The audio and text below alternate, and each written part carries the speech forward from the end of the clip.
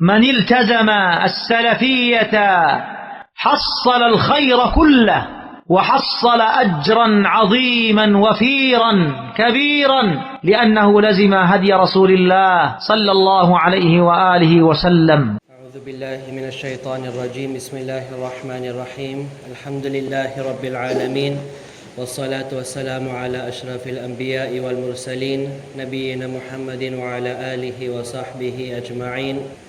Sa gabing ito, sa ikalawang gabi ng Safar sa taong 1448 Ba'd al-Hijra na naaayon sa July 15, 2026, sa ikawalong dars natin, ipagpapatuloy natin ang klase natin sa At-Tafsir Al-Muyassar o ang pinadaling At-Tafsir.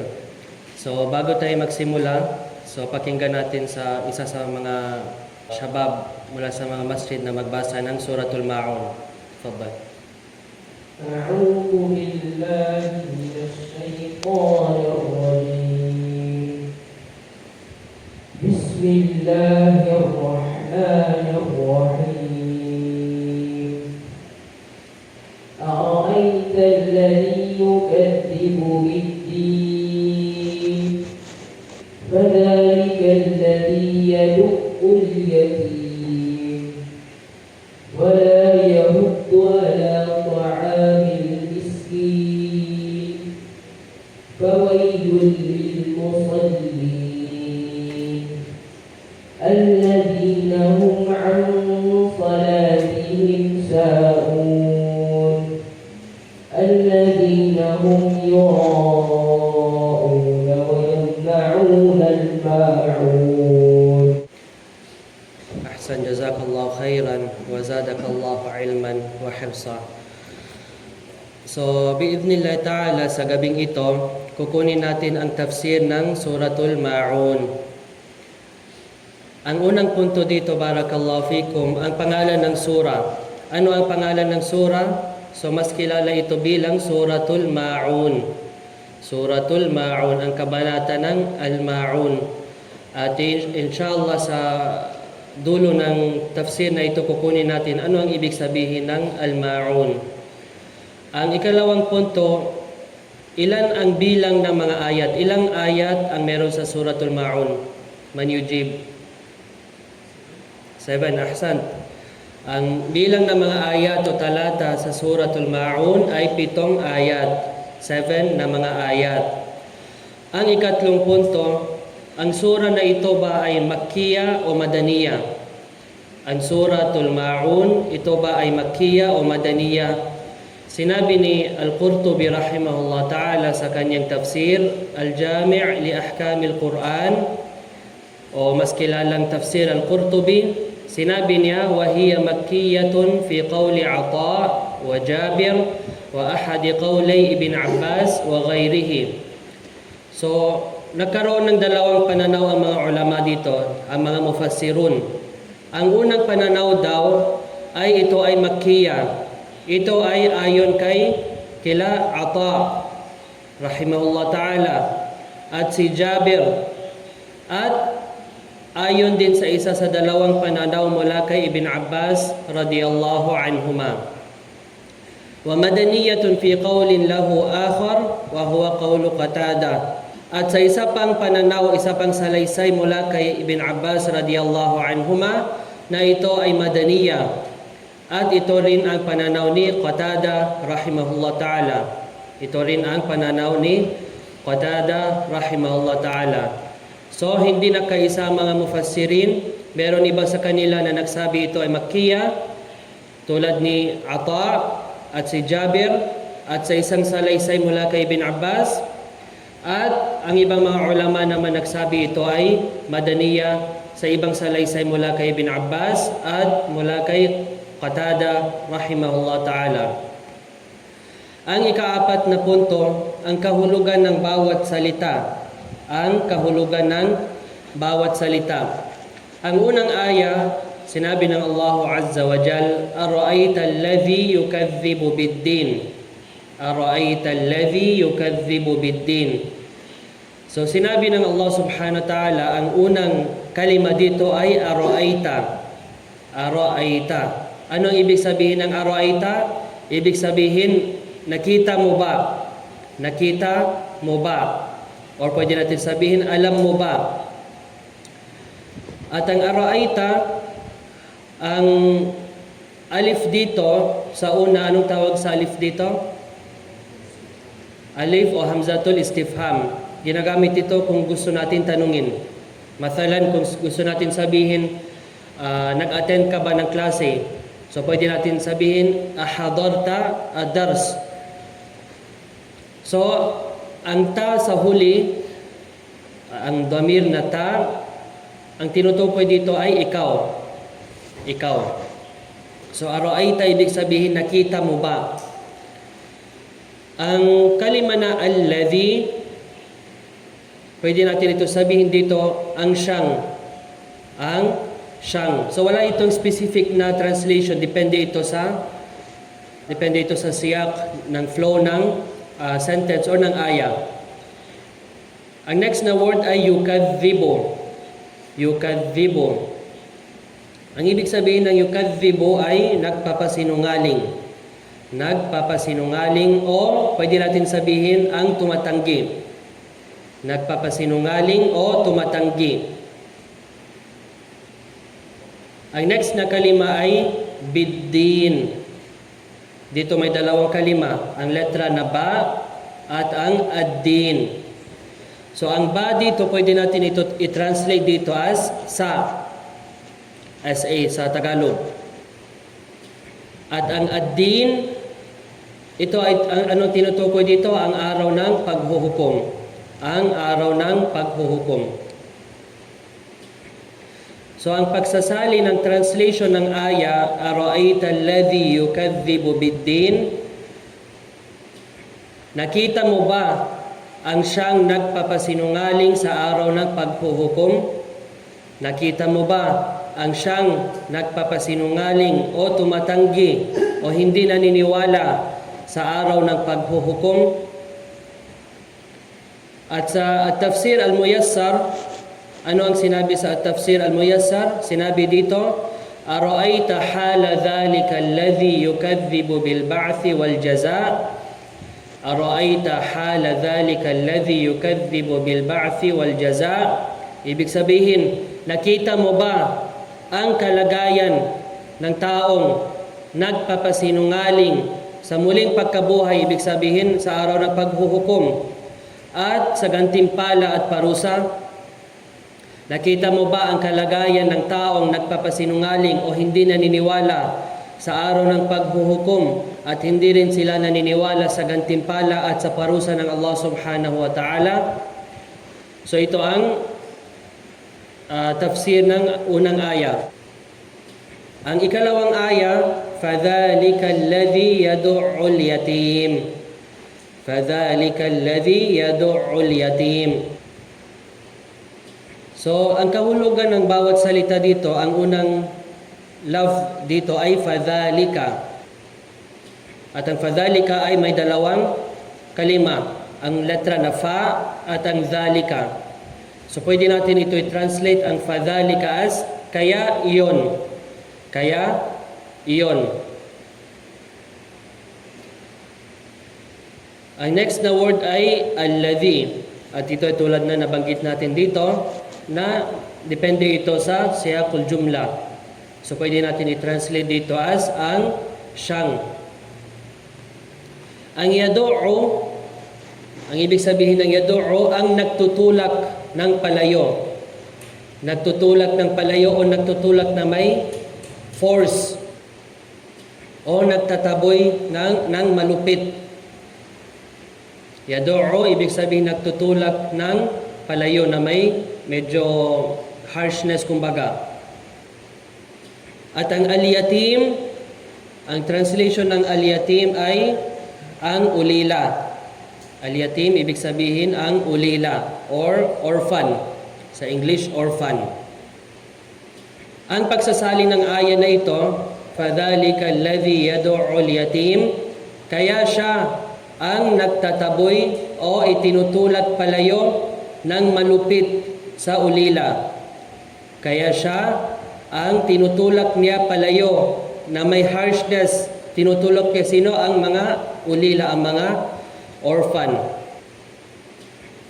At ang tafsir nito, ayon sa tafsir al-Muyassar, فَذَلِكَ الَّذِي يَدْفَعُ الْيَتِيمَ الَّذِي مَاتَ أَبُوهُ وَهُوَ صَغِيرٌ بِعُنُفٍ وَشِدَّةٍ عَنْ حَقِّهِ لِقَسَاوَةِ قَلْبِهِ فَذَلِكَ الَّذِي يَدْفَعُ الْيَتِيمَ الَّذِي مَاتَ أَبُوهُ وَهُوَ صَغِيرٌ بِعُنُفٍ وَشِدَّةٍ عَنْ حَقِّهِ لِقَسَاوَةِ قَلْبِهِ.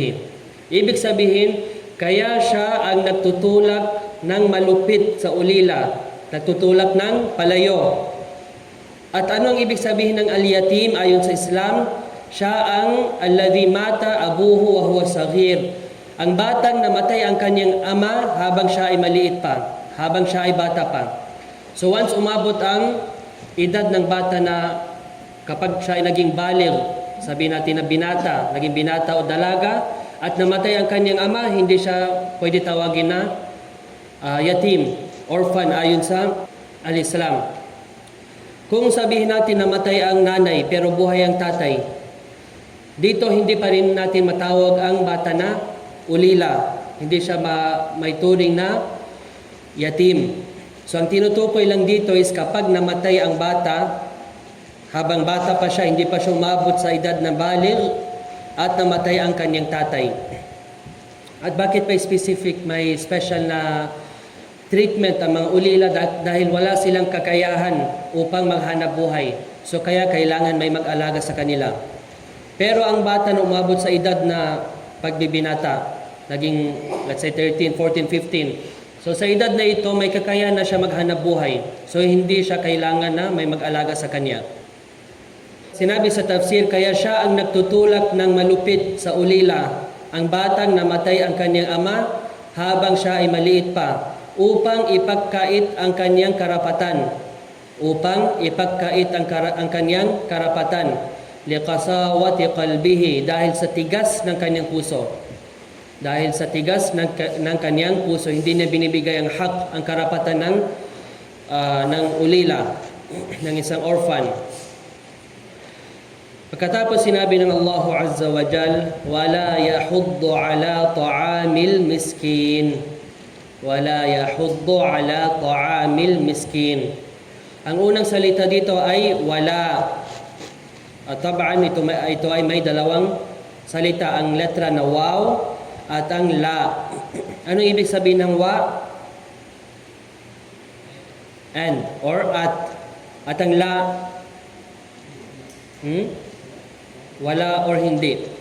So dito wala ibig sabihin at hindi.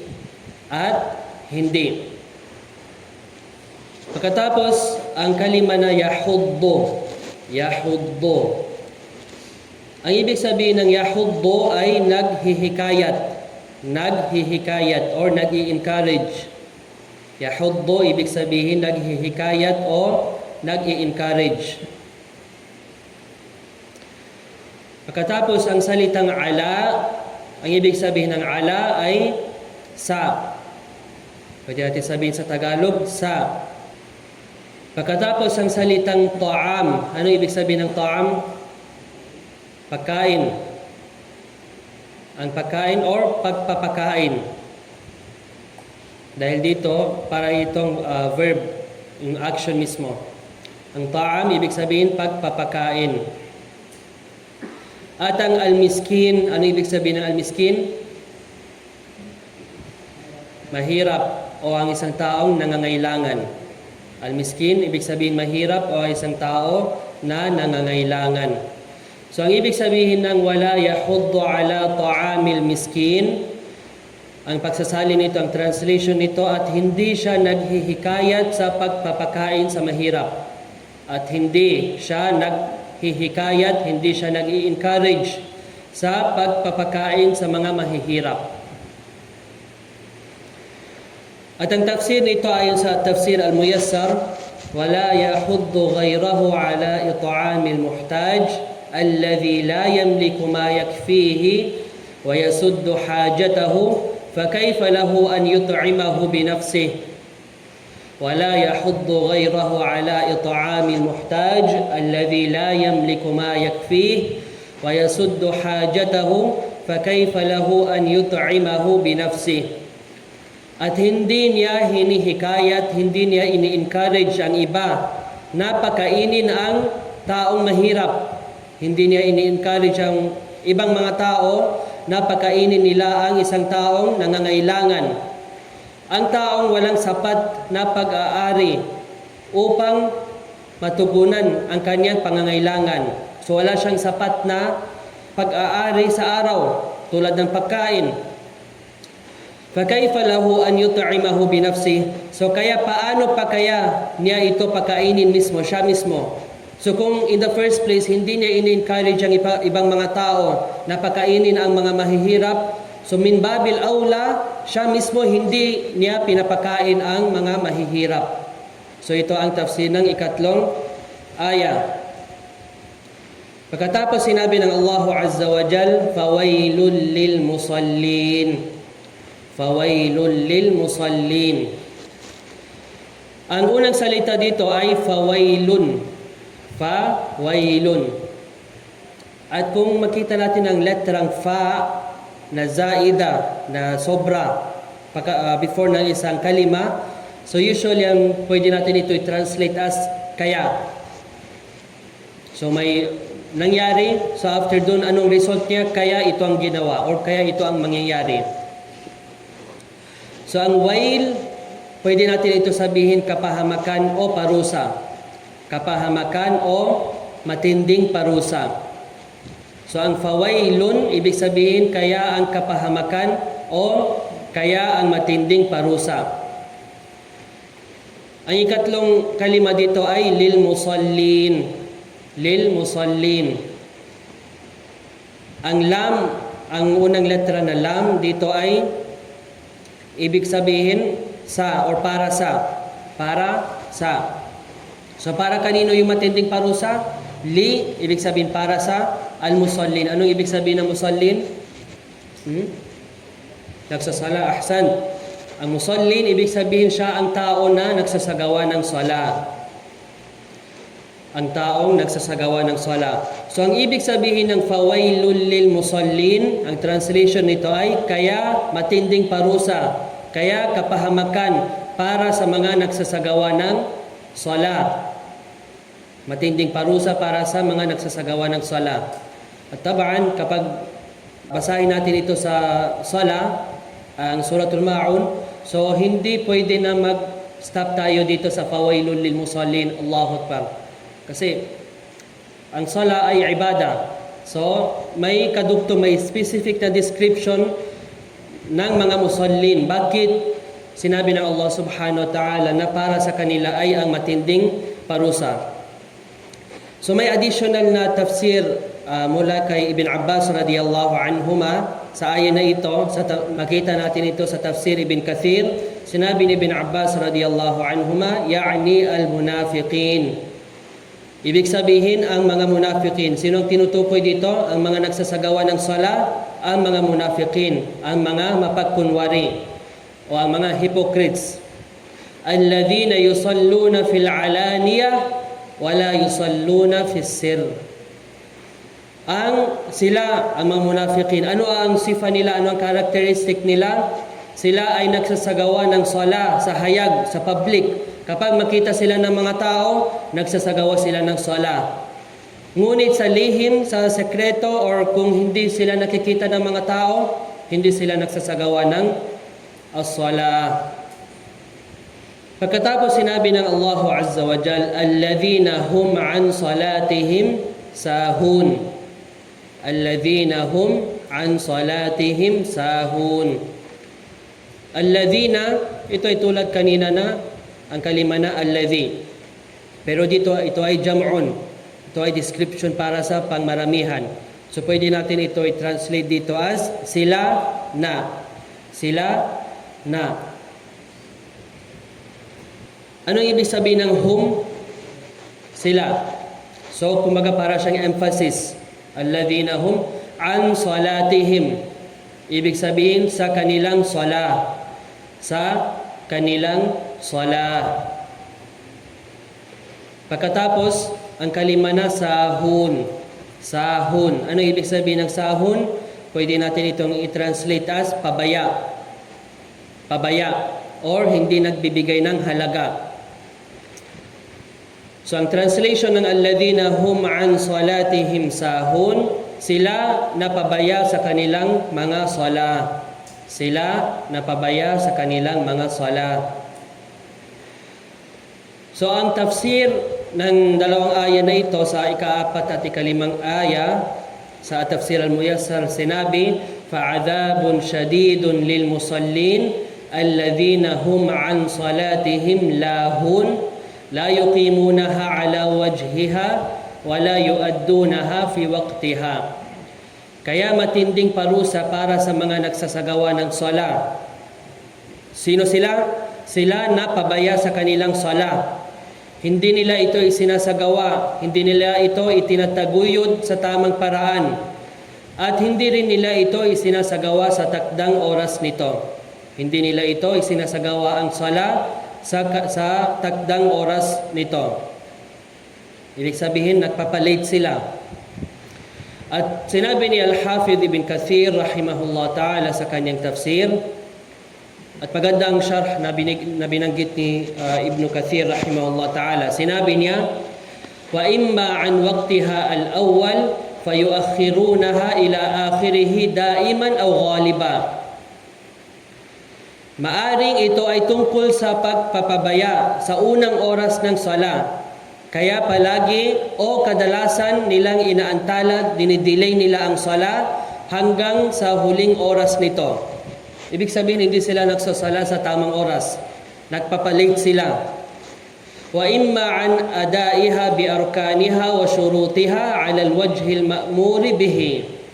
O maaring ito ay tungkol sa pagiging pabaya sa pagsasagawa nito kasama ang mga arkan.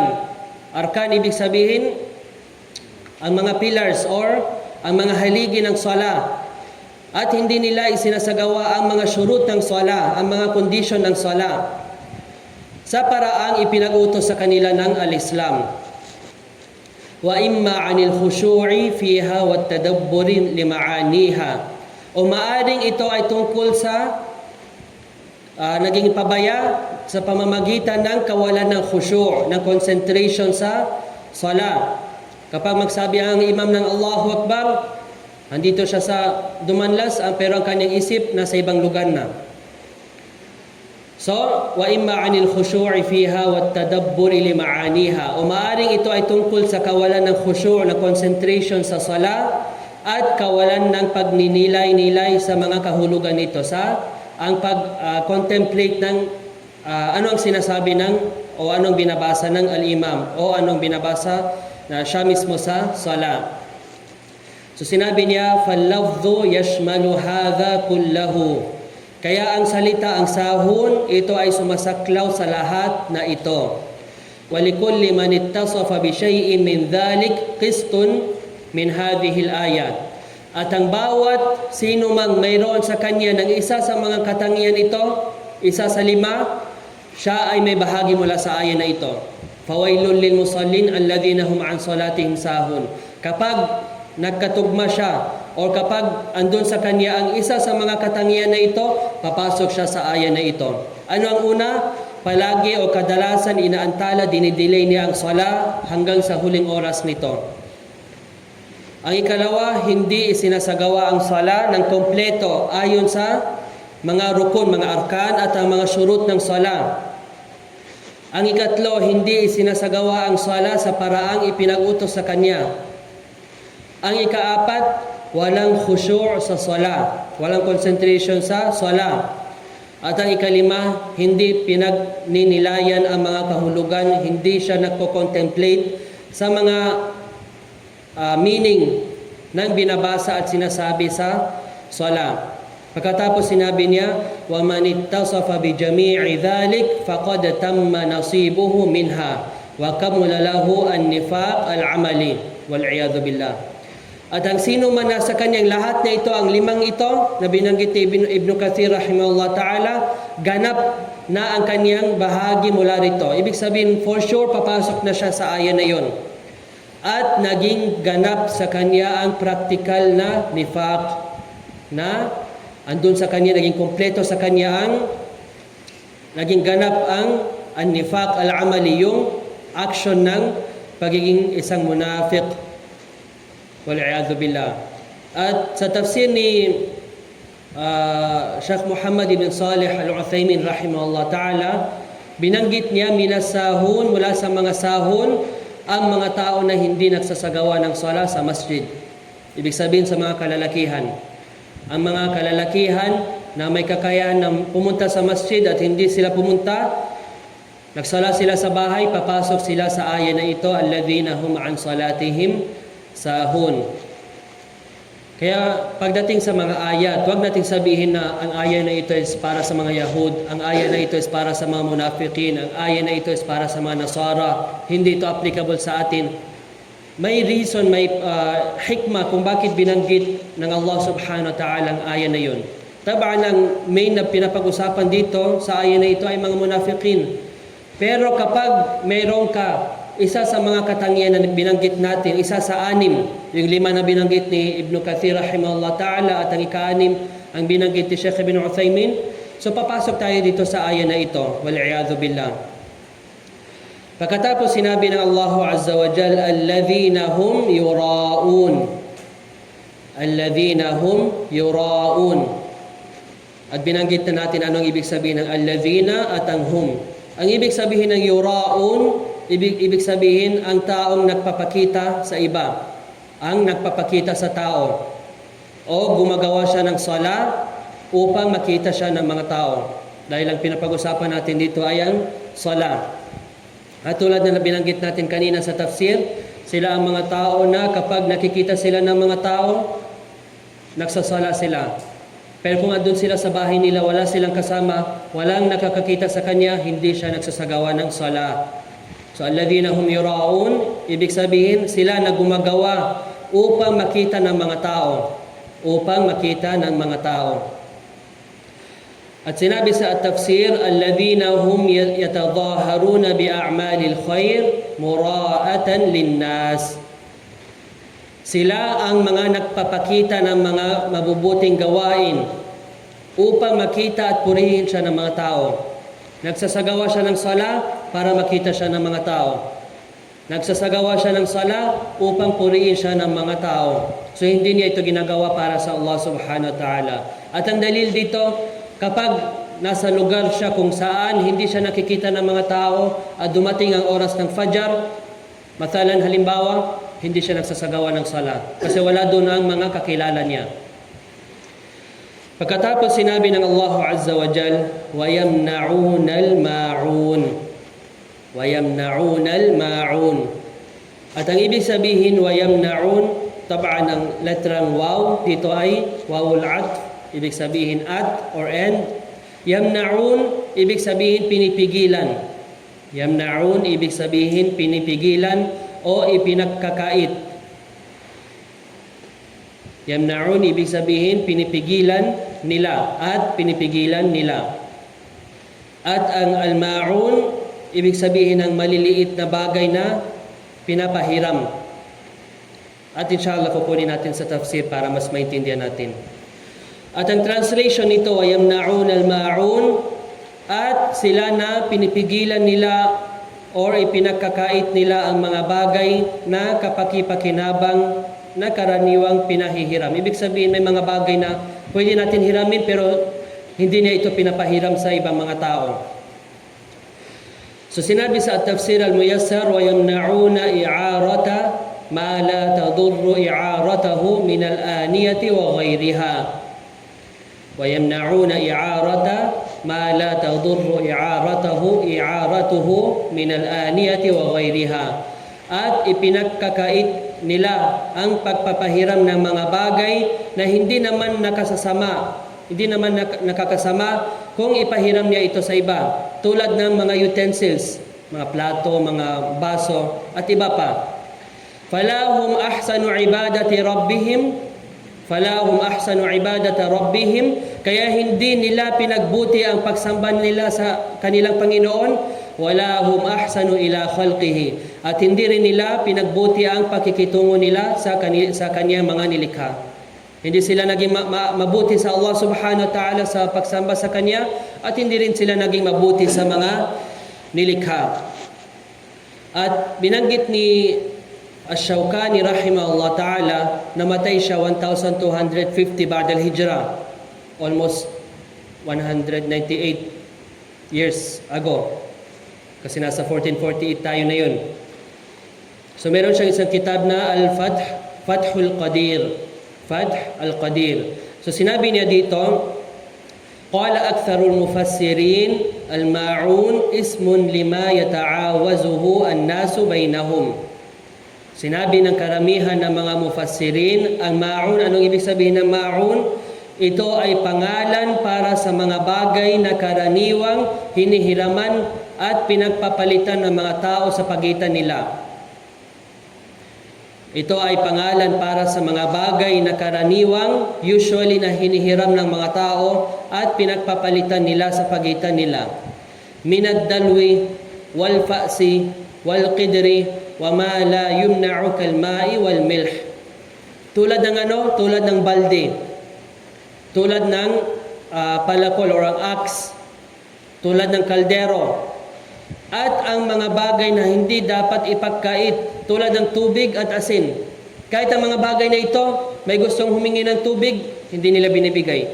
May gustong humingi ng konting asin, hindi nila binibigay. Allahul musta'an. Ibig sabihin, ipinagkakait nila ang mga ito kahit ang maliliit na bagay na karaniwang pinahihiram. Maliit na mga bagay, hindi nila ito pinahihiram sa iba. So sila ang tinutukoy dito sa aya na ito, kung saan sinabi ng Allah subhanahu wa ta'ala, وَيَمْنَعُونَ الْمَاعُونَ. At basahin natin ulit ang buong sura, kasamang translation nito at mula sa At-Tafsir Al-Muyassar. So sinabi ng Allah Azza wa Jal, أَرَأَيْتَ الَّذِي يُكَذِّبُ بِالدِّينِ. Nakita mo ba ang siyang nagpapasinungaling sa araw ng paghuhukom? Sinabi sa tafsir, "Ara'aita hala dhalika alladhi yukadhibu bil ba'thi wal jazaa." Nakita mo ba ang kalagayan ng taong nagpapasinungaling sa muling pagkabuhay at sa gantimpala at parusa? "Fadhalika alladhi yad'u al yatim." Kaya siya ang nagtataboy, itinutulak palayo ng malupit na may harshness ang mga ulila. فذلك الذي يدفع اليتيم الذي مات أبوه وهو صغير بعنف وشدة عن حقه لقساوة قلبه. Kaya siya ang nagtutulak ng marahas at manupit sa ulila ang batang namatay ang kanyang ama habang siya ay maliit pa, upang ipagkait ang kanyang karapatan dahil sa tigas ng kanyang puso. Wala yahuddu ala ta'amil miskin. At hindi siya naghihikayat sa pagpapakain sa mahirap. Sinabi sa At-Tafsir, wala yahuddu ghayrahu ala it'amil muhtaj alladhi la yamliku ma yakfihi wa yasuddu hajatahu fa kayfa lahu an yut'imahu bi nafsihi. At hindi niya hinihikayat ang iba na pakainin ang mga mahihirap. Hindi niya in-encourage ang iba na pakainin ang mga mahihirap. Ang taong walang sapat na pag-aari upang matugunan ang kanyang pangangailangan. Kaya paano pa kaya niya ito pakainin mismo? Fawailun lil musallin, kaya kapahamakan para sa mga nagsasagawa ng sala. Alladhina hum an salatihim sahun, sila napabaya sa kanilang sala. Sinabi sa tafsir, fa'adhabun shadidun lil musallin alladhina hum an salatihim lahun la yuqimunaha ala wajhiha wala yuaddunaha fi waqtiha. Kaya matinding parusa para sa mga nagsasagawa ng sala, napabaya sa kanilang sala. Hindi nila ito isinasagawa sa tamang paraan at hindi nila ito isinasagawa sa takdang oras nito. Alladhina hum yura'un, sila na gumagawa upang makita ng mga tao. Sinabi sa tafsir, alladhina hum yatadhaharuna bi a'malil khair mura'atan linnas. Sila ang mga nagpapakita ng mga gawaing mabuti upang makita at purihin ng mga tao. وَيَمْنَعُونَ الْمَاعُونَ. At ipinagkakait nila ang mga bagay na kapakipakinabang na karaniwang pinahihiram. Sinabi sa tafsir, وَيَمْنَعُونَ إِعَارَةَ مَا لَا تَضُرُّ إِعَارَتُهُ مِنَ الْآنِيَةِ وَغَيْرِهَا. At ipinagkakait nila ang pagpapahiram ng mga bagay na hindi naman nakakasama kung ipahiram ito, tulad ng mga utensils at iba pa. فَلَهُمْ أَحْسَنُ عِبَادَةَ رَبِّهِمْ وَلَهُمْ أَحْسَنُ إِلَى خَلْقِهِ. Kaya hindi nila pinagbuti ang pagsamba sa kanilang Panginoon at hindi rin nila pinagbuti ang pakikitungo sa kanyang mga nilikha. So ito ang tafsir ng Suratul Ma'un, at sa susunod natin ng pagtitipon, kukunin natin ang tafsir ng Suratul Fil wa Suratul Quraish, dahil ang dalawang sura na ito ay kumbaga may ugnayan, may connection ito. Hadha wallahu a'lam wa sallallahu ala nabiyyina Muhammadin wa ala alihi wa sahbihi wa sallam.